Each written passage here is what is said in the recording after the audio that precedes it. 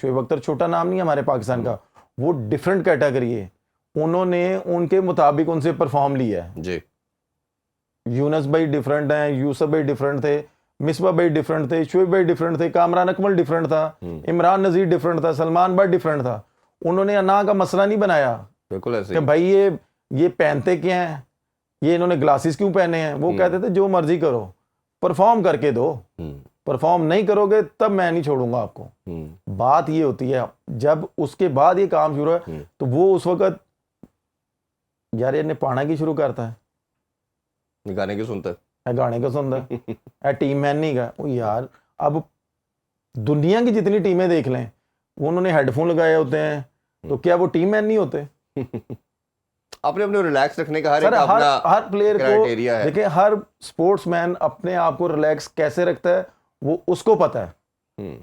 लेकिन ये हमारे यहाँ पे कोई हेडफोन लगा ले, जिंदा मिसाल मैं आपके सामने बैठा हूँ, मुझे म्यूजिक का शौक है, इसमें कोई बुरी बात थोड़ी है भाई, मैं नमाज़ें भी पढ़ता हूँ अल्हम्दुलिल्लाह, दीन और दुनिया साथ साथ है, ठीक है। अब मैं ग्राउंड से जाते हुए, होटल से ग्राउंड का रास्ता 40-45 मिनट्स का है जी। आप मेरे साथ बैठे हो, कितनी बातें मैं कर सकता हूँ आपसे। एंड ऑफ द डे आपको कि यार मैं मैच के बारे में सोचूं कि मैं इसकी बातों का जवाब दूं, मैं भी इसी तरह इरिटेट होता हूं। अगर मैंने हेडफोन लगाए में, तो हमारे वकार यूनुस साहब कहते थे है मुंडा टीम मैन नहीं का। अच्छा, हमारे हेड कोच हैं, है मुंडा टीम मैन नहीं का, है किसी ने गल ही नहीं करता, ना जानते ना आंदे, ये बात है करने वाली। मिडिल ऑर्डर की बात करें तो बड़ी अच्छी इनिंग्स हमें नजर आई, जो थोड़ा सा रीजनेबल टोटल किया वो कामरान गुलाम की इनिंग्स थी। 4 छक्के भी लगाया, 52 रन की इनिंग्स खेली, उससे थोड़ा सा लगा कि ये एक डिसेंट टोटल हो गया। बट जितना हम क्रिटिसाइज अभी मोहम्मद रिजवान की इनिंग्स को कर रहे थे, साउथ शकील को भी हमने किया कि ये पाकिस्तान के क्रिकेट के लिए बड़ा नुकसानदेह है। अच्छा, इसमें सेकंड मेरा पार्ट क्वेश्चन का ये बनता है कि जो लड़का पाकिस्तान के अंदर T20 और ODI में भी हमें परमानेंट फीचर नज़र आ रहा है, तैयब ताहिर की बात मैं कर रहा हूँ, वो भी इनके डगआउट में है, उसको भी नहीं खिलाया जा रहा और कामरान गुलाम को प्रेफरेंस दी जा रही है जो आपके ड्रॉप हो चुका टीम से। आप इन दोनों का कंपैरिजन कैसे करते हैं? देखें, सबसे पहले तो जिस तरह की उसने इनिंग्स खेली है कामरान गुलाम ने, उसने आके जैसे अटैकिंग क्रिकेट खेली है, अगर वो ना खेलता तो शायद रिजवान पे और प्रेशर आता, तो शायद मुल्तान सुल्तान इतना टोटल भी ना कर पाती। अब सवाल ये है, जैसे मैंने ब्रेक में जाने से पहले आपसे बोला था कि तैयब ताहिर आपका प्लेइंग 11 का हिस्सा होता है नेशनल साइड का, ठीक है। अब कामरान गुलाम डोमेस्टिक में परफॉर्म कर रहा है T20 में, ठीक है। अब मुझे आप खुद बताएं कि एक तरफ ये कहते हैं जी हमने PSL से लड़के लेने हैं, डोमेस्टिक से लेने हैं, ठीक है। वो डोमेस्टिक में भी उसने परफॉर्म किया हुआ है, अब उसने PSL में भी उसने 2-3 इनिंग्स ऐसी खेली हैं कि उसने इफ्तिखार की भी बारी नहीं आने दी, और अगर आखिरी 1-2 ओवर्स में बारी आई हैं तो वो उसने अपने लिए नहीं खेला, वो अपनी फ्रेंचाइज के लिए खेला, जो टीम रिक्वायर्ड थी और जो चाह रहा था वो उसने किया। अगर वो छिक्का मारने जा रहा है, उसमें आउट भी हो रहा है ना, तो वो अपने आप को ये नहीं कह रहा कि यार मैं सिंगल कर लेता, जो नॉर्मली प्लेयर करते हैं, जो नए प्लेयर करते हैं। लेकिन पता चलता है ये यहाँ से टीम मैन कौन है। बात यह है कि अब हमारे सिलेक्टरों पे एक वो कहते हैं ना क्वेश्चन मार्क आएगा कि भाई अगर T20 में तैयब ताहिर ने इंटरनेशनल क्रिकेट में अभी तक उस तरह का परफॉर्म नहीं किया, नीचे कामरान गुलाम बैठा हुआ है, उसने उस तरह का परफॉर्म किया, फ्रेंचाइज क्रिकेट तैयब ताहिर नहीं खेला, ठीक है। जहां तक मेरे सुनने में बात आती है, तैयब ताहिर को इसलिए खिलाया जाता था कि भाई बाउंड्री से थ्रो बड़ी तेज मारता है।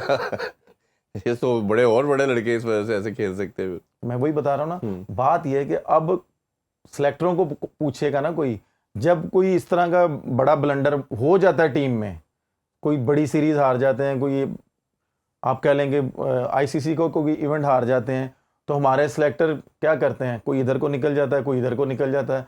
फिर आप ये देखें, जब तक हमारे सिलेक्टरों का एक चीफ सिलेक्टर नहीं ना होगा। ये अगला मेरा क्वेश्चन यही था कि ये 2 साल से हम देख रहे हैं, 1.5 साल से, कि हमेशा से हमारा, ये हमने पहले भी बात की कि हर टाइम के अंदर एक चीफ सिलेक्टर होता है, और ये 3 दिन पहले भी हमने गालबन बात की थी कि सिलेक्टर शायद 1-2 होने चाहिए या 3 होने चाहिए, उनका पर्टिकुलर हेड हो जो चीफ सिलेक्टर हो। ये 5 बना देते हैं, इरफान भाई असल में ना ये पाकिस्तान है, और आपको भी पता है कि जिसको ओबलाइज करना होना उसके लिए कोई ना कोई फ्री की सीट निकल आती है, निकल आती जी। ठीक है। अगर आपने बना लिया तो फिर एक सीट और निकालने चीफ सेलेक्टर की। नहीं, उन्हीं में से एक को हेड बना देना, लदा के निकाल सर वो नहीं कर नाम ही देना है ना। सर वो नहीं कर सकते ना। अब ये आप भी इधर और मैं भी इधर, अभी हमने बात की है ना, ये जब थोड़ी सी और मीडिया पे चलेगी ना बात, फिर कोई ना कोई सीट निकल आएगी, कोई और ऊपर आके बैठ जाएगा। आप ये देखेंगे, आप ये बात करें अकाउंटेबल होने के लिहाज से कि कल को अगर आप किसी हेड को पकड़ेंगे, मेंटोर्स हैं, मुझसे ऊपर कौन है? वहाब रियाज उनके डायरेक्टर्स ऑफ मेंटोर्स, वो उनके हेड है। ये कौन सी सीट है कब निकली है ये? वैसे निकली का तो पता नहीं, लेकिन है वो। लेकिन ये चीफ सेलेक्टर तो दुनिया में कोई कभी किसी टाइम पे हमने नहीं देखा कि ना होता हो। ये अब पाकिस्तान में हो रहा है कि कोई चीफ सेलेक्टर दुनिया में जितनी भी क्रिकेट होती है इरफान भाई, जितनी भी टीमें खेलती हैं, छोटी से छोटी, बड़ी से बड़ी, वो चीफ सेलेक्टर के साथ ही चलती हैं। ऐसे ही है। और हमारे पाकिस्तान में क्यों नहीं चल रही, बड़ा सवाल ये है। नहीं, वो रिस्पॉन्सिबल होता है ना। कल को मीडिया की बात कर ले, बोर्ड के अंदर भी बात कर ले। कल को जैसे मिसाल के तौर पे मैं आपको एग्जांपल से मैं करना चाहूंगा कि अगर जैसे स्पिनर नहीं खिलाया था इन्होंने, 4-5 सेलेक्टर ने चैंपियन ट्रॉफी में स्पिनर नहीं खिलाया, पूरा पाकिस्तान, पूरा मीडिया कहता रहा स्पिनर होना चाहिए। अगर कोई चीफ सेलेक्टर होता तो सब ने उसी से पूछना था कि तू हेड था, आप ये इस सीट पे थे एज ए रिस्पॉन्सिबल, आपने क्यों नहीं किया? अब कोई था ही नहीं। अब आप कह देंगे, आप किसी भी एक इंडिविजुअल से पूछोगे ना 5 में से, वो कहेगा जी हम 5 का ये फैसला था। अच्छा, एक से पूछेंगे वो दूसरे पे डालेगा, दूसरा तीसरे पे डालेगा, आप आंसरेबल ही नहीं कर सकते। ये प्रॉब्लम है। बात ये है कि देखें, हमारे जो मोहसिन नकवी साहब हैं, जैसे हम बात करेंगे चीफ सेलेक्टर होना चाहिए, स्ट्रगल किया टीम ने, ठीक है जी। चीफ सेलेक्टर जो है मोहसिन नकवी साहब, उसको पकड़ें कि सर जी आ जाएं ज़रा, मैं आपको इतना कुछ दे रहा हूँ, टीम क्यों स्ट्रगल कर रही है। पहली बात तो ये है कि एज ए प्लेयर मुझे बड़ा अफसोस हुआ था कि फ़खर बाहर हुआ था, ठीक है।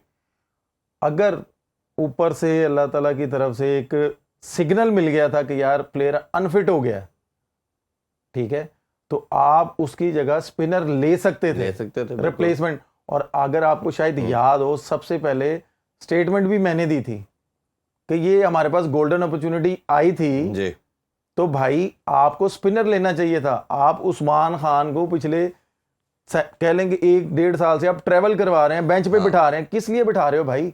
उसको भेजो ना ओपनर। नहीं, वो ओपनर था ना, मैं वही बता रहा हूं ना, उसको भेजो ओपनर। अच्छा, जो आप बात कर रहे हैं ना, चेयरमैन साहब ने मेरे सोर्सेज के मुताबिक इन सेक्टर को फ़ोन किया, उन्होंने कहा जी ये गोल्डन अपॉर्चुनिटी आ गया, पूरा पाकिस्तान इस पर चीख रहा है, आप स्पिनर ले लें, मैं आपको इजाज़त देता हूँ, आप ऐड कर लें।